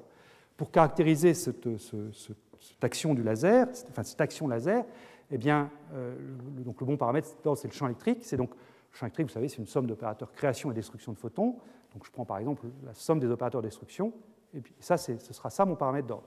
Puis là, c'est jamais rien d'autre que ça. Je regarde la somme des opérateurs destruction sur les différents sites, et comme je traite tous les sites de la même façon, eh bien, je regarde la valeur moyenne de B sur un site donné de mon réseau. Voilà. Et ça caractérise donc la cohérence de mon système. Alors quand vous calculez la valeur moyenne de B là-dessus, B ça détruit une particule, donc ça va me faire intervenir le produit C2, C1 étoile et le produit C1, C0 étoile. Donc à chaque fois, je vais apparaître le produit sinus θ, cosinus θ. C'est pour ça que j'ai envie de poser ρ égale sinus θ, cosinus θ. Puis par ailleurs, ça fera intervenir le puissance phi qui est là. Donc le paramètre d'ordre que je vais prendre, ce sera 1,5 de sinus de θ et puissance phi, c'est-à-dire ρ et puissance phi. Voilà. Donc c'est la manière dont je vais utiliser, au moins au début, pour caractériser si oui ou non je suis dans l'état superfluide ou si je suis dans l'état isolant. Alors je vous rappelle ce qu'on avait vu la dernière fois. Hein, on avait déjà regardé un petit peu comment variait l'énergie epsilon en fonction de ρ, et on avait trouvé que epsilon en fonction de ρ avait deux contributions au voisinage du point de transition. La première contribution était une contribution qui était liée uniquement aux interactions, c'était une contribution qui était en ρ puissance 4, et puis une deuxième contribution, donc proportionnelle à U, la force d'interaction, et puis une deuxième contribution avec un coefficient grand A, et grand A, je vous rappelle, faisait intervenir la différence entre l'effet des interactions et l'effet de l'effet tunnel, l'énergie cinétique, si vous préférez. Donc grand A pouvait être positif ou négatif, et c'était grand A qui me servait de paramètre pour piloter la transition. Alors si je dis que mon paramètre d'ordre psi c'est ρ et puissance phi, donc cette psi simplement, ρ c'est simplement module de psi, donc la bonne manière pour ce qui va suivre d'écrire mon énergie, c'est d'écrire sous la forme U sur 2 module de psi 4, simplement ρ puissance 4, moins grand A, module de psi carré. Et donc si maintenant je trace cette fonctionnelle d'énergie epsilon de psi en fonction de psi, qui est donc psi c'est un nombre complexe, hein, qui a une partie réelle et une partie imaginaire, eh bien de deux choses l'une. Ou bien je me mets dans le cas que j'appelais isolant, c'est-à-dire le cas A négatif. Je vous rappelle ce qu'on a vu la dernière fois. Hein. Mais je trace cette fois-ci en fonction de psi et pas en fonction de ρ, parce que c'est psi le bon paramètre. Eh bien, si A est négatif, ce terme-ci, moins A ρ2, correspond à du plus ρ2, donc j'ai du plus ρ2 plus ρ4, donc j'ai quelque chose qui est minimum en ρ égale 0, donc à la fois la partie réelle et la partie imaginaire de psi s'annulent, donc j'ai simplement un bol, et mon état fondamental, c'est, dans le cas isolant, donc c'est simplement d'avoir un paramètre d'ordre nul. Si je reviens au laser, ce n'est pas de champ électrique cohérent qui sort de ma boîte. Voilà, donc ça c'est l'état isolant. L'état superfluide, donc c'est quand A est positif que je l'obtiens. À ce moment-là, le terme dominant au voisinage de ρ égale 0, c'est le moins A ρ2, qui me crée donc une bosse en ρ égale 0. Donc ρ égale 0 n'est plus un minimum, mais est un maximum local. Ça descend jusqu'à une valeur minimum qui est obtenue pour A, donc ρ2 égale A sur U, ou psi, module de psi au carré égale A sur U. Et puis ensuite, ça réaugmente parce que c'est le terme en psi puissance 4, ou si vous préférez le terme en ρ puissance 4 qui prend le dessus, et donc j'ai quelque chose qui réaugmente. D'où le chapeau mexicain. Voilà, le chapeau mexicain est là. Ce chapeau mexicain, donc c'est vraiment quelque chose qu'on voit apparaître de manière récurrente quand on a affaire à une transition de phase du deuxième ordre et que le paramètre d'ordre psi est un nombre complexe. Ce chapeau mexicain, sa symétrie de révolution, c'est simplement la phase du paramètre d'ordre qui est donc quelque chose qui est aléatoire. Alors c'est quelque chose d'aléatoire puisque toute la rigole du fond là a la même énergie. Hein. L'énergie ne dépend que de module de psi, donc le choix de la phase de psi, le choix de la variable phi ici, se fait de manière aléatoire au moment où la transition se produit. Et si ensuite on s'intéresse au mode propre du système, eh bien, si on garde en tête une analogie mécanique, une idée qu'on peut avoir naturellement, c'est de se dire, dès qu'on est face à un chapeau mexicain comme ça, je vais avoir deux types de modes propres pour ce système. Un premier type de mode propre, c'est ce que j'ai écrit à la flèche rouge ici, c'est le fait que, puisque tous ces états-ci, qui correspondent donc au même module de psi, la même valeur de ρ, mais à des phases phi différentes, eh bien, tout cela ont la même énergie, ça va être un mode qui ne va pas me coûter d'énergie, donc ce mode-là, je vais le trouver. Et puis, j'ai un deuxième mode que j'attends sur le plan intuitif, le plan de la mécanique, c'est un mode d'amplitude, où ρ oscille, c'est cette oscillation-là, hein, où j'explore donc un mode radial dans le chapeau mexicain, j'explore différentes valeurs de epsilon de ρ. Ce qu'on va voir, c'est que le mode rouge, c'est le mode de Goldstone, lui, il est bien toujours là. On va voir qu'en fait, le mode bleu, qui est ce qu'on appelle le mode de Higgs, le mode d'amplitude, eh bien, lui, ce n'est pas du tout évident de l'avoir, et c'est là qu'on a besoin de passer par un petit peu de relativité et de symétrie particule-trou. Donc c'est ça que j'aimerais vous expliquer maintenant. Alors, comment est-ce qu'on va se poser le problème? Donc on va chercher les modes collectifs du système. Je suis toujours dans le cas simplifié où, sur les 4 variables que j'avais à ma disposition, hein, les états, les phi, les alpha, les chi, je n'en ai gardé que 2, et j'ai donc toujours mon psi que j'ai écrit ρ et puissance phi avec ρ égale sinus θ cosinus θ. Je cherche des modes propres du système, donc je vais devoir enrichir un petit peu mon andaz de Gutzwiller, c'est-à-dire que je vais toujours me situer dans une approche de type factorisé, comme ça, mais je vais supposer que le psi que j'ai sur le site 1, psi 1, n'est pas forcément le même que sur le site 2, psi 2, pas forcément le même que sur le site J, psi J. Donc je peux avoir des propagations d'ondes dans le réseau, ça peut être ρ qui varie dans le réseau, ça peut être phi J qui varie dans le réseau, et je peux avoir des propagations de modes comme ça. Je vais simplifier quand même la chose en supposant que je me limite à des modes qui sont de longueur d'onde relativement grande. Donc les fluctuations spatiales sont à grande échelle seulement, c'est-à-dire que ρj est voisin de ρj plus 1 ou de ρj moins 1, et la même chose pour phi j qui est voisin de phi j plus 1 ou de phi j moins 1. Donc plutôt que de garder une structure discrète pour mon problème, je vais prendre une approximation continue, c'est-à-dire que je vais faire finalement remplacer toutes les différences finies entre j et j plus 1 par une dérivée.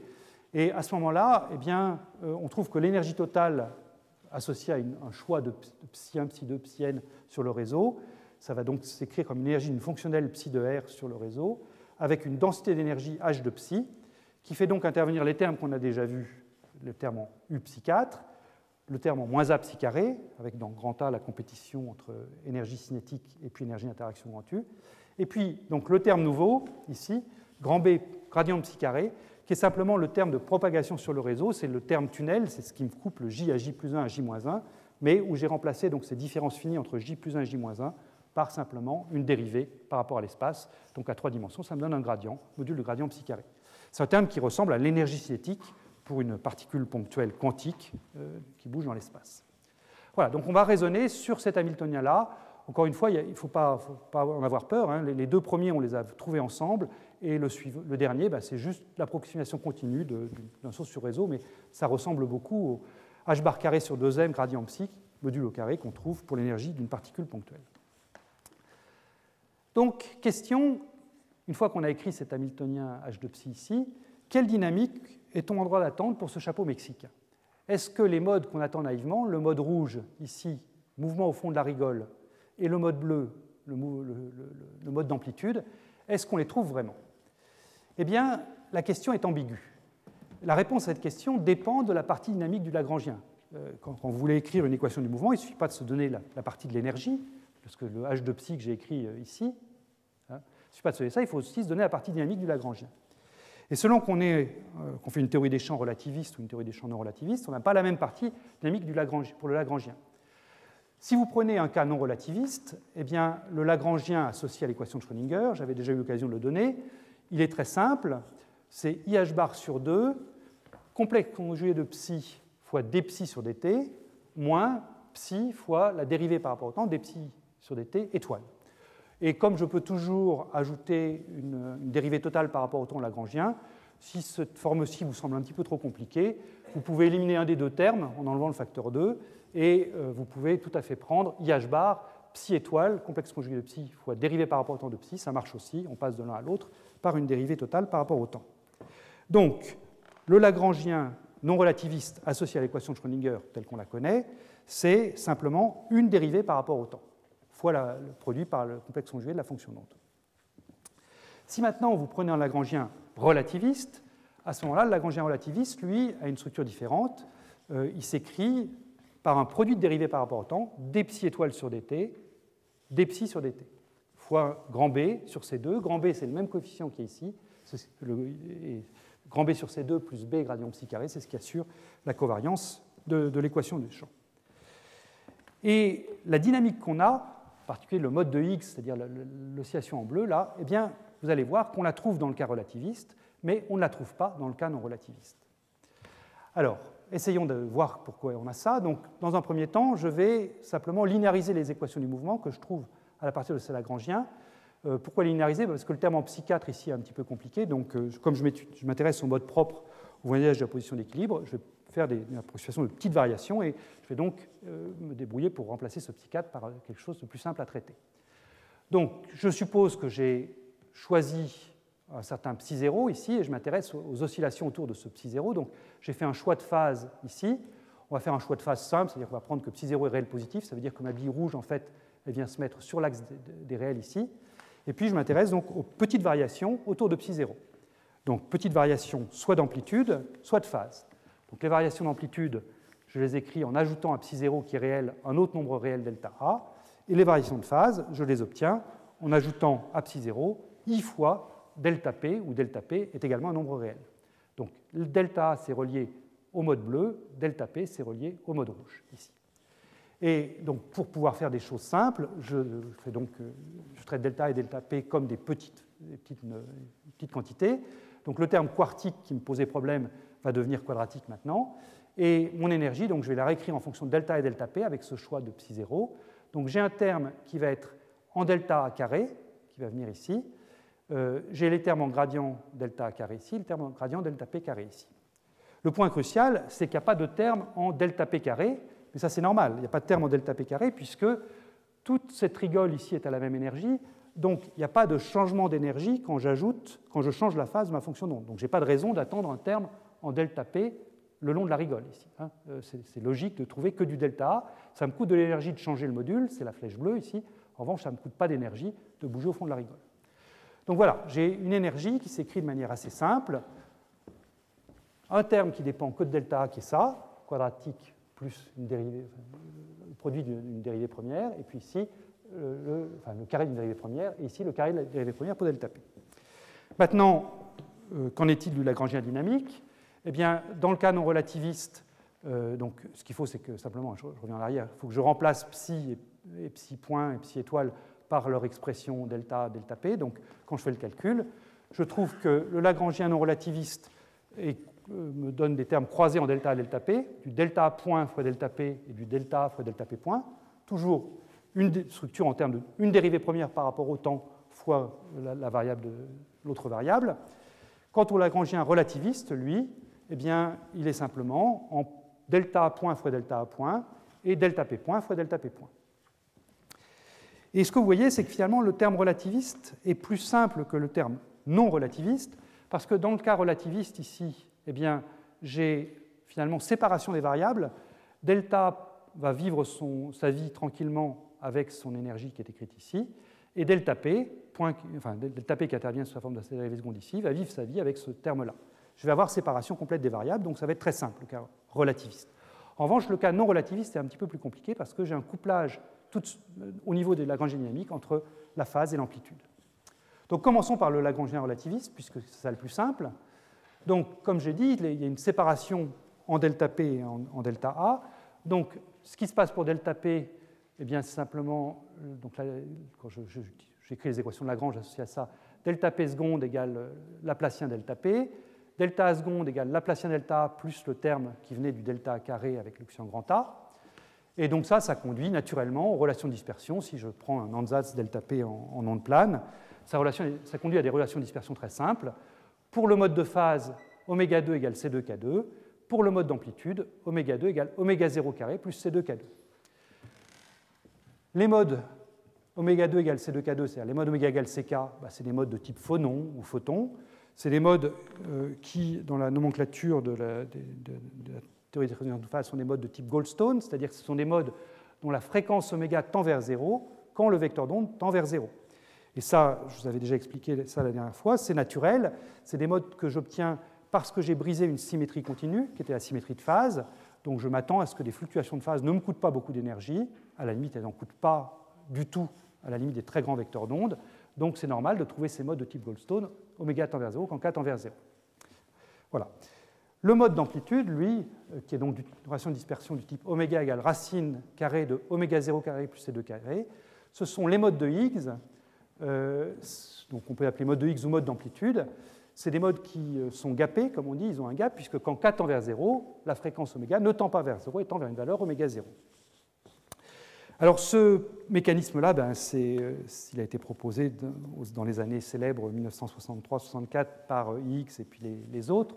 Bon, c'est peut-être dans le papier de Higgs que c'est le plus clair. Ce qu'on est en train de voir ici, ce n'est pas l'ensemble du mécanisme de Higgs. Le mécanisme de Higgs dans toute sa totalité requiert ce qu'on vient de voir ici, plus un champ de jauge. Ce champ de jauge, son rôle, c'est de venir donner une masse à ces particules qui sinon seraient de masse nulle. Donc je ne veux pas rentrer dans les détails de tout le mécanisme de Higgs.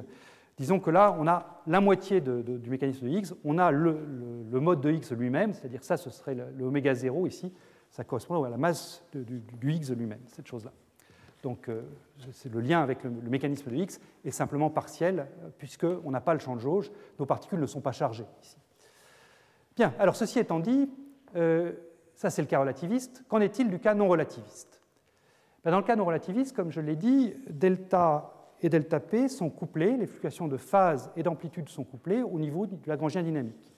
Donc quand vous allez écrire les équations de Lagrange, eh bien, vous allez trouver que delta A point est couplé à delta P, plus précisément au Laplacien de delta P, et vous allez trouver que delta P point est couplé au Laplacien de delta A et puis à delta A. Alors pareil, on peut se donner un ansatz en onde plane et puis étudier le système, donc ça va être un système 2 par 2, vérifié par les amplitudes de l'onde plane associée à delta A et de l'onde plane associée à delta P. Et pour trouver une solution non nulle à ce système 2 par 2, il faut écrire que le déterminant 2 par 2 de ce système est non nul, et ça va me donner la relation de dispersion. Qu'est-ce que je vais trouver comme relation de dispersion? Je vais trouver une relation qu'on connaît bien. Je vais trouver la relation de Bogoliubov, puisque c'est exact, ce que je suis en train de vous faire là, c'est exactement le mécanisme de Bogoliubov.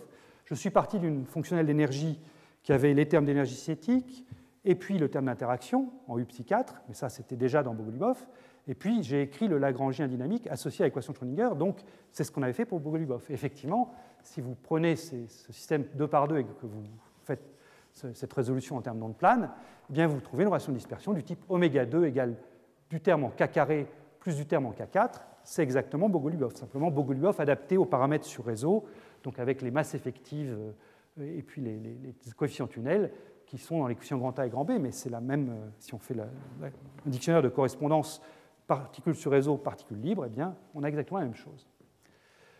Voilà, donc on retrouve finalement ce qu'on avait vu dans tous les premiers cours de cette série, la relation de type Bogoliubov. Mais ça ne fait pas notre affaire, parce que ça ne nous donne pas le mode de Higgs, ça. Ça nous donne qu'un seul mode, c'est le mode de Goldstone, c'est le mode tel que oméga tend vers 0 quand k tend vers 0. Mais on n'a pas le mode de Higgs. Donc le point essentiel, là, c'est que le potentiel en chapeau mexicain est une condition nécessaire, mais ce n'est pas une condition suffisante pour avoir le mode d'amplitude. Il faut en plus avoir un Lagrangien de type relativiste. Alors, qu'est-ce qui est essentiel là-dedans, dans ce Lagrangien relativiste? Qu'est-ce qui fait que ce Lagrangien relativiste nous conduit à ce mode de Higgs? Et qu'est-ce qu'il faut ajouter aux atomes froids, à une dynamique d'atomes froids, pour essayer de simuler ce Lagrangien relativiste? Eh bien, le point essentiel, nous disent les physiciens des particules dans ce Lagrangien-là, c'est qu'il fait jouer un rôle symétrique à psi étoile et à psi. Les psi et psi étoile sont vraiment sur un plan d'égalité. Et quand vous passez en seconde quantification, psi va devenir l'opérateur destruction d'une particule, ou si vous préférez création d'un trou, et l'opérateur psi étoile va devenir création d'une particule. Donc l'opération création d'une particule et destruction d'une particule jouent des rôles symétriques. Vous avez une symétrie particule-trou qui est inhérente à ce Lagrangien relativiste, qui n'est pas présente dans le Lagrangien non relativiste. Pourquoi est-ce qu'un réseau optique est bien adapté à faire émerger cette symétrie particule-trou? C'est assez simple à comprendre, pourvu qu'on se mette au remplissage entier. J'insiste bien, tout ce que je dis, c'est pour le remplissage entier. Si je me mets exactement à n bar égale 1, donc je mets une particule par site, donc j'ai paramétré mon système avec C0, C1, C2 comme ceci, eh bien, les excitations de mon système vont être précisément des excitations particules-trou. C'est-à-dire que pour qu'une particule se mette en mouvement ici, eh bien, il faut évidemment que je crée une lacune, et cette lacune sera également en mouvement. Donc toutes les excitations du système sont de nature particule-trou. Pour le dire en termes d'un tout petit peu plus mathématique. Quand vous regardez ce paramétrage C0, C1, C2, si je veux maintenir un nombre de particules par site moyen égal à 1, eh bien, les modes auxquels je m'intéresse, que je regarde la variation du paramètre ρ égale sinus 1,5 de sinus de θ, eh bien, c'est des modes tels que, par exemple, C1 va augmenter et C0, C2 vont tous les deux diminuer, ou alors C1 va diminuer et C0, C2 vont tous les deux augmenter. Ça veut dire quoi, ça? Si C1 augmente, ça veut dire que j'annihile des particules et des trous. Je prends un endroit où j'avais 2 particules sur un site et un endroit où j'en avais 0, et puis je les mets ensemble pour faire une particule sur chaque site. Et puis le contraire, si je prends C1 qui diminue et C0, C2 qui augmente, c'est que je pars de 2 particules qui étaient séparées et je crée un endroit où je mets 2 particules et un autre endroit où je mets un trou. Donc la symétrie particule-trou est inhérente également dans le cas d'un réseau optique, pourvu que je me mette à remplissage entier. Donc on a l'ingrédient nécessaire pour avoir le mode de Higgs. Alors maintenant qu'on a ça, eh bien, est-ce que ça se passe vraiment comme on le veut? La réponse est oui. Alors c'est un petit peu compliqué les calculs, je ne vous le cache pas si vous voulez les faire complètement. J'ai fait un appendice dans le cours là-dessus. L'appendice est essentiellement tiré d'un article de Polkovnikov, Altman et collaborateurs. Je ne garantis pas qu'il n'y a pas quelques fautes de signes dans l'appendice. Il y avait quelques fautes de signes, je crois, dans l'appendice de Polkovnikov, parce que c'est aussi un appendice chez eux. Donc il y a peut-être aussi des fautes de signes dans le mien qui ne sont pas forcément dues à eux, mais bon, je serais ravi de prendre toutes vos remarques ou toutes vos corrections si jamais vous en trouvez. En tout état de cause, comment ça se passe quand on veut faire les calculs complètement? Donc si on veut faire les calculs complètement, il faut revenir à nos 4 variables. Là, je n'en élimine pas spontanément 2 sur 4. Je prends les 4 variables, et ces 4 variables, donc, quelles sont-elles? Je vous rappelle ce que c'est. Il y a θ, mais θ, je l'ai remplacé par ρ, mais ça, c'est juste un changement de paramètre. J'ai eta, qui est cette phase relative entre 1 d'une part et puis 0 et 2 d'autre part. Phi, qui est la phase relative entre 0 et 2, et chi, qui est l'angle de mélange, enfin l'angle entre ce qui paramètre ce que j'ai entre 0 et ce que j'ai en 2. Alors la manière dont les calculs se passent, c'est la chose suivante, c'est que vous pouvez éliminer les variables 2 par 2. C'est-à-dire que vous commencez par une équation couplée entre eta et ρ, et vous pouvez éliminer eta au profit de ρ pour trouver quelque chose qui va être en dρ sur dt au carré. De la même façon, vous prenez phi et chi, et vous pouvez éliminer la variable chi au profit de la variable phi pour trouver du dφ sur dt au carré. Et ensuite, une fois que vous avez ça, eh bien, vous posez psi égale ρ puissance phi, c'est ce qu'on a fait jusqu'à maintenant, et à ce moment-là, eh bien, quand vous combinez ces deux choses-là, vous trouvez du dψ étoile sur dt, dψ sur dt. Alors cette élimination, elle n'est pas simple. Pour ceux qui sont spécialistes de théorie des champs ici, c'est directement relié à ce qu'on appelle la transition de Hubbard-Stratonovich ou la méthode du boson esclave. C'est des grands noms, des grandes appellations, mais la manière dont les calculs se déroulent, c'est directement inspiré de ces méthodes-là. Je peux, si j'ai le temps, oui, il me reste 10 minutes, oui, je peux esquisser très vaguement comment les choses se passent, mais très très vaguement seulement, pour vous dire comment est-ce qu'on arrive à cette élimination. Donc, comment est-ce que ça se passe? On part du Lagrangien dynamique, qui est un Lagrangien, initialement, évidemment, non relativiste. C'est un Lagrangien de type équation de Schrödinger, de type psi-j, psi-j point, moins psi-j point, psi-j, une seule dérivée par rapport au temps, fois IH bar. Où psi-j est donc cette fonction paramétrée avec ces 4 variables. Quand vous écrivez le Lagrangien dynamique en fonction de mes 4 variables qui sont là, ce que vous trouvez, c'est donc à chaque fois une seule dérivée par rapport au temps, qui est, par exemple, pour les variables eta et ρ, ça fait intervenir un moins eta point ρ2, et puis les autres, j'ai du phi point ρ2 sigma. Voilà, le Lagrangien dynamique, à quoi il ressemble. Donc une seule dérivée par rapport au temps, a priori. Comment est-ce qu'on peut se débrouiller pour faire cette élimination-là? Eh bien, je vais aller vite ici, mais vous pouvez regarder ça plus en détail tranquillement après. Je me retrouve avec un Lagrangien, si je me limite aux variables ρ et eta, de ce type-là, moins eta point ρ2, moins une énergie qui dépend de ρ et de eta.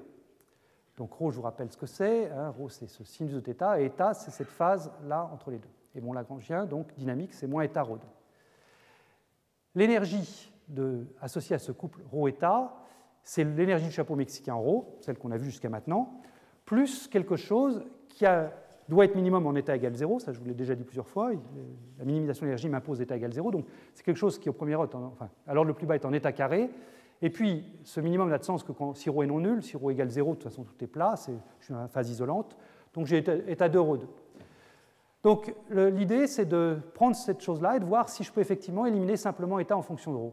Donc pour ça, j'écris les équations de Lagrange pour état et pour ρ. Donc ça, c'est très simple. Là, c'est de la dynamique classique telle qu'on l'apprenait en terminale, disons. On n'apprenait peut-être pas les équations de Lagrange, mais enfin, on savait écrire les équations du mouvement. Donc, première équation du type ρ point égale état ρ. Deuxième équation, Lagrange pour ρ me couple état point à ρ et puis à ce potentiel de chapeau mexicain. Et là, il suffit de faire des combinaisons linéaires de ces équations pour se ramener à une seule équation du mouvement pour ρ seulement, qui est du type ρ point point. Donc, je dérive la première et je la reporte dans la deuxième. ρ point point égale dv mexicain sur dρ. Et ça, c'est quoi? C'est précisément l'évolution d'une particule ponctuelle dans le potentiel chapeau mexicain. Et donc ça va bien me redonner le mode de X que je cherche. Donc vous voyez comment, à partir d'un système à deux variables, état et ρ, avec une seule dérivée par rapport au temps, eh bien, en jouant avec les équations du mouvement, de manière très pédestre, là, je ne fais pas du Bart-Ratonovich, eh bien, j'obtiens une équation qui est du type ρ point carré, donc ρ point fois ρ point, ça c'est ce qu'il me faut pour la structure relativiste, moins le chapeau mexicain. Voilà, donc vous faites la même chose pour les autres variables. Il faut aussi prendre en compte les variations spatiales des modes sur le réseau, et on obtient cette symétrie particule-trou. Donc j'insiste bien sur ces modes importants pour l'observation du mode de X. Il faut avoir ce remplissage entier ou presque pour avoir cette structure de Lagrangien dynamique psi point étoile, psi point après élimination des variables. Il faut être proche du point critique pour qu'on puisse vraiment linéariser les équations du mouvement. Et à ce moment-là, eh bien, on a un mode de X qui varie avec la fréquence du mode de X que j'avais donné tout à l'heure varie avec la distance au point critique et fait venir racine de A sur B, donc oméga 0. Donc plus je serai proche du point critique, plus H sera proche de 0. Donc le mode de X aura une fréquence non nulle tant que je ne serai pas à la transition, mais au point de transition, il a une fréquence nulle. Et puis il faut s'assurer que ce mode est stable. Ce n'est pas évident a priori. Il pourrait se faire que le mode de X puisse se désexciter en deux modes de Goldstone, c'est-à-dire des modes de phase. En l'occurrence, ça ne se produit pas pour les réseaux optiques, ce n'est pas significatif pour les réseaux optiques, mais enfin, il fallait le vérifier, ce n'était pas évident a priori que le mode de X était observable. Donc, ce mode a bien été observé. Il a été observé d'abord, enfin, il a été observé évidemment en physique des particules, mais il a été observé en physique de basse énergie avec des supraconducteurs. Ça n'a pas été évident, il y a eu beaucoup de débats autour de ça, mais autour des années 80, il y a eu des premières manifestations de modes d'amplitude dans des supraconducteurs. Et puis dans des réseaux optiques, il y a eu deux expériences qui l'ont mis en évidence, à Hambourg et à Munich. Je vais dire un mot de l'expérience de Munich ici. Cette expérience a été faite en modulant l'intensité des réseaux. C'est une technique qui avait été initialement proposée à Zurich dans le groupe de Tillman et Slinger. Ça consiste à prendre votre réseau optique, V0 sinus carré kx, et à prendre un V0 qui dépend du temps. C'est-à-dire vous faites monter et descendre la hauteur des barrières entre les différents puits du réseau. Quand vous faites ça, vous modulez le coefficient tunnel. Quand la hauteur est basse, il y a beaucoup de tunnels. Quand la hauteur est haute, il y a moins d'effets tunnel entre les sites adjacents. Et cette modulation du coefficient tunnel permet d'exciter des modes du réseau.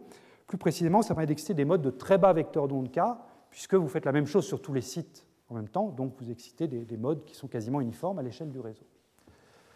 Et donc, la technique utilisée par le groupe de Munich, en suivant la méthode développée à Zurich initialement, ça consiste à appliquer cette modulation du réseau pendant une certaine durée, à une certaine fréquence, et après ça, mesurer la température du gaz, et regarder si cette modulation a permis de transférer de l'énergie au gaz, si on a pu chauffer le gaz grâce à ça. Si oui, ça veut dire qu'on était vraisemblablement proche d'un mode de résonance du gaz, puisqu'on l'a excité de manière quasi résonante. Donc voilà à quoi ressemble le résultat trouvé à Munich. Donc, je peux commencer par le schéma de droite, là. Le schéma de droite, ça résume ce que je viens de vous dire ici. Pour trois valeurs données du rapport U sur J, prenons par exemple le diagramme du haut. Ce que vous avez ici en abscisse, c'est la fréquence de modulation en Hertz, ici. Et ici, vous avez l'échauffement du gaz après une certaine durée de modulation. Ce que vous voyez, c'est que quand vous modulation temporelle à basse fréquence, eh bien, rien ne se passe. Et puis, il y a une fréquence à partir de laquelle votre gaz commence à chauffer. Ça passe par une sorte de résonance, puis ça redécroît.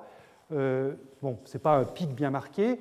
Donc, ce qu'ils ont choisi de faire à Munich, c'est de regarder la mi-hauteur ici et d'appeler ça nu0, et d'appeler ça donc la fréquence détectée pour ce mode de X à cette profondeur de réseau-là, donc cette valeur donnée de U sur J. Puis ils ont refait la même chose pour une autre valeur de U sur J, pour une troisième valeur de U sur J, donc ils ont 3 points ici, 1, 2, 3, qu'ils ont reporté ici. Donc ici, vous avez la fréquence mesurée nu0. en fonction de U sur J mesuré. Enfin, 1, c'est le point critique, c'est quand U sur J est égal à la valeur critique qui correspond à la transition de mode. Ça suit bien la loi attendue en racine de A sur B, c'est très satisfaisant.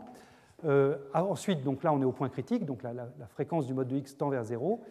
Dans cette partie-ci, vous êtes dans la partie isolant de mode. Donc là, évidemment, il n'y a plus de mode de Higgs au sens strict du terme, puisque vous n'avez plus de chapeau mexicain. Vous avez simplement le ρ2 plus ρ4 qui favorise un paramètre d'ordre ρ égale 0.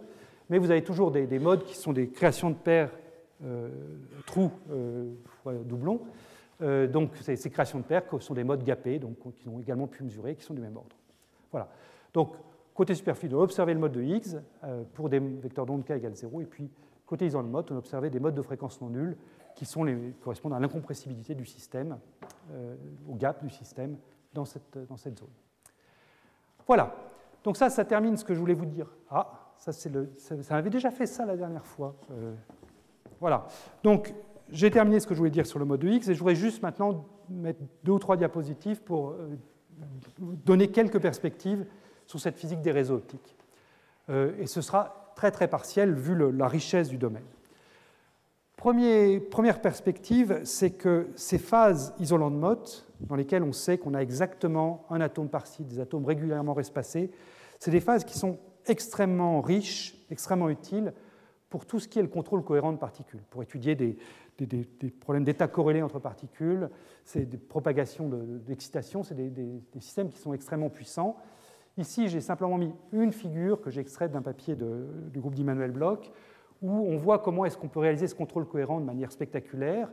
À partir du moment où on peut interroger les atomes un par un, eh bien, on peut vraiment faire, au niveau de l'atome unique, des manipulations quantiques.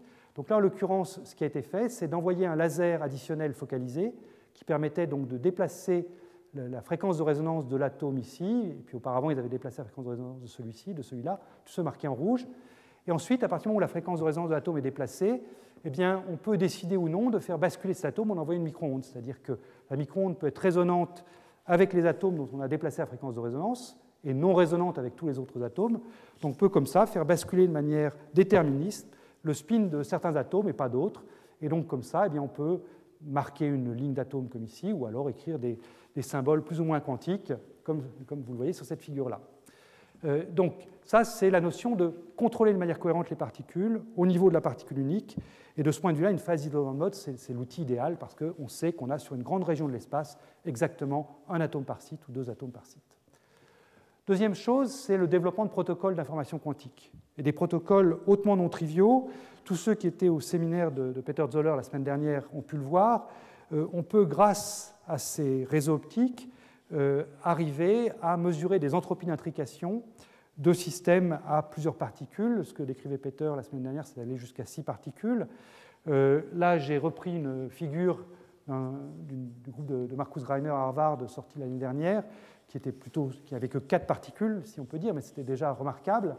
Le système qu'ils ont considéré, c'était donc une rangée de 4 atomes ici, celle-ci, là, et ils ont partitionné cette zone en 2 sous-parties qu'ils ont appelées A et B. Par exemple, A, ça peut être les 2 sites de gauche et B, les 2 sites de droite. A, ça pourrait aussi être un site et B, 3 sites, c'est comme on veut. Et ils ont pu mesurer l'entropie d'intrication entre la zone A et la zone B en faisant interférer ce système-là avec une de ces copies, qui était une deuxième rangée de l'isolant de Mott, qui était celle-là. Et donc, via des formes d'interférence qui consistent à faire basculer les atomes de la rangée du dessus à la rangée du dessous, eh bien, ils ont pu, comme ça, mesurer l'entropie d'intrication. Je terminerai par un autre champ énorme d'application de ces réseaux optiques, qui est le passage au fermion. Donc là encore, c'est vraiment juste un coup d'éclairage sur un domaine qui mériterait des cours entiers. Ça, c'est encore une manip du groupe de Marcus Greiner qui a été publiée au début de l'année, où là, ils ont pu montrer qu'on pouvait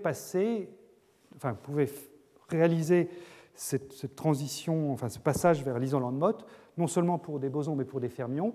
Et donc là, ça fait écho à ce que je vous disais au tout début du cours, c'est-à-dire l'idée de Mott d'avoir un isolant, mais pas un isolant à cause du principe de Pauli, parce qu'on a rempli les bandes, un isolant parce que les particules interagissent. Eh bien ça, c'est ce que vous voyez ici. Vous voyez ici des atomes de lithium, donc des fermions, mais pas des électrons, des atomes de lithium à 2 dimensions sur un réseau carré dans 2 régimes. Le régime de gauche, c'est le régime qu'on peut qualifier de métal, c'est-à-dire qu'ici, vous avez des interactions qui sont suffisamment faibles pour que les atomes se mettent de manière quasiment aléatoire sur les sites. Quand on regarde, c'est écrit petit, mais quand on regarde la dispersion des taux d'occupation par site, c'est compatible en remplissage aléatoire d'atomes indépendants. Et puis en revanche, sur la figure de droite, là, eh bien, ce que vous avez, c'est exactement un atome par site. Donc exactement un atome par site, ce n'est pas un isolant de bande, puisque l'isolant de bande est obtenu en mettant 2 atomes par site avec les 2 spins, spin plus et spin moins. Là, c'est un isolant de mode, c'est-à-dire un atome par site. On a un isolant parce que les particules se repoussent. Et vous voyez que là, pour le coup, la distribution est parfaitement plate, avec une entropie quasiment nulle au centre, c'est-à-dire que j'ai vraiment exactement un atome par site, sauf 2 malheureux défauts qui sont venus se mettre là, juste pour faire joli sur la photo. Mais c'est vraiment un système d'entropie quasiment nul, c'est tout à fait remarquable. Et dernière diapositive, c'est remarquable en tant que tel, mais c'est aussi remarquable sur le plan des liens avec la matière condensée et de tout ce qu'on appelle donc ce champ de recherche qui est la simulation quantique, parce que je vous rappelle qu'un des grands mystères de la matière condensée, c'est la supraconductivité à haute température critique. On pense que pour expliquer la supraconductivité à haute température critique, un modèle suffisant, c'est le modèle de Hubbard, c'est-à-dire c'est des liaisons fortes, des fermions qui peuvent sauter d'un site à l'autre en interagissant. On pense que, je dis on pense parce que pour les fermions, c'est très difficile de faire des calculs de Monte-Carlo quantique avec suffisamment de particules pour valider cette hypothèse. Mais on pense qu'un schéma qui conduit à la supraconductivité, c'est de partir d'un isolant de mode fermionique, le refroidir suffisamment pour avoir une phase antiferromagnétique, c'est-à-dire on a gelé le mouvement des atomes à cause d'interactions, mais on a toujours cette dynamique de spin à laquelle je faisais allusion au début. Donc, si ensuite on gèle la dynamique de spin pour faire des phases antiferro, c'est-à-dire alterner des spins plus, des spins moins, des spins plus, des spins moins, eh bien là, on est en bon terrain pour voir un supraconducteur. Il suffit de rajouter du dopage de type particule ou du dopage de type particule-trou pour avoir un supra-OTC. Je dis bien on pense, que c'est un schéma qui est envisagé. Donc si on peut faire ça avec des atomes, et on a déjà la première phase qui est réalisée, puisque vous avez l'isolement de fermionique qui a été publié donc, dans le groupe de Marcus Reiner ici, eh bien ça c'est clairement observé. Des corrélations antiferromagnétiques ont été observées, c'est observé dans plusieurs endroits, en particulier à Zurich, dans le groupe de Tillman et Slinger. Donc on n'est pas encore au système complètement antiferromagnétique, mais enfin on s'en approche. Et si on arrive donc à abaisser suffisamment l'entropie de ce gaz pour voir les phases antiferromagnétiques, après ce qu'il faudra voir c'est est-ce que le fait d'ajouter un petit peu de dopage, en particules ou en trous, fait apparaître de la supraconductivité ou de la superfluidité. Et si oui, eh bien, ce sera une réponse importante à cette question de ce que veut dire la supraconductivité à haute température critique. Voilà, je m'arrête ici. Merci encore pour votre attention et donc rendez-vous pour le séminaire de Sandro. Merci.